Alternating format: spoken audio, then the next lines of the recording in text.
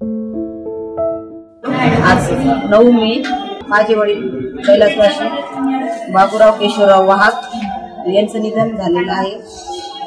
ते माऊलीचे शिष्य होते आणि त्यांची पूर्ण इच्छा होती की जगद्गुरु नरेंद्राचार्यजी महाराज यांच्या प्रेरणेतून देहदान करण्याची, आणि मी त्यांची मुलगी, त्यांचे जावई, नातवंड, त्यांची पत्नी यांची पण इच्छा होती। आणि मग त्या माऊलींच्या प्रेरणेतून आम्ही ही बॉडी छत्रपती संभाजीनगर शासकीय रुग्णालय या ठिकाणी सुपूर्द केली आहे। कैलासवासी आमचे काका बाबूराव केशवराव वाहक त्यांचं आज घरीच दुःखद नैसर्गिक त्यांचा मृत्यू झाला।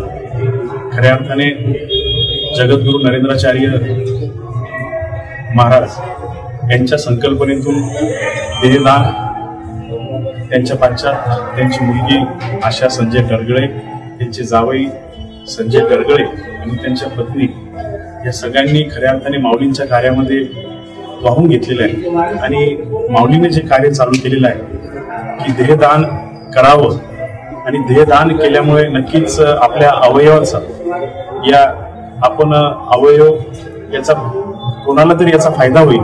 आणि ही संकल्पना खरं तर जगद्गुरु नरेंद्राचार्य माऊलीजींनी मांडली, आणि आज बघता बघता 106वे देहदान हे माऊलींच्या संस्थांच्या माध्यमातून होत आहे। खऱ्या अर्थाने जे वाहक कुटुंब आहे आणि डरगळे परिवार आहे हे स्वतःला खऱ्या अर्थाने त्यांना एक आनंदही होतोय की आज या ठिकाणी दुःखही झालेलं आहे, पण आज आपलं देहदान करत असताना माऊलींच्या संकल्पनेतून एक चांगलं कार्य आणि एक ही चांगली समाजामध्ये जी प्रथा आहे, कारण की पहिले देहदान करण्यासाठी लोक तयार होत नव्हते, पण जगद्गुरु माऊलींनी एक समाजाला संदेश दिला आणि आज त्या समाजाचा संदेश आज दुसऱ्यांना अवयव मिळत आहे। आज या ठिकाणी देहदान केल्यामुळे या ठिकाणी जे नवीन डॉक्टर तयार होत आहे त्यांना या ठिकाणी त्या बॉडीवर खऱ्या अर्थाने प्रॅक्टिस करण्यासाठी आणि याची फार अत्यावश्यक गरज आहे, आणि म्हणून हे कार्य माऊलींचं भविष्यामध्ये आणखी मोठ्या रूपाने याची कार्यात म्हणजे वाढ व्हावी, आणि यासाठी मी माऊलींच्या कार्याला शुभेच्छा देतो। धन्यवाद।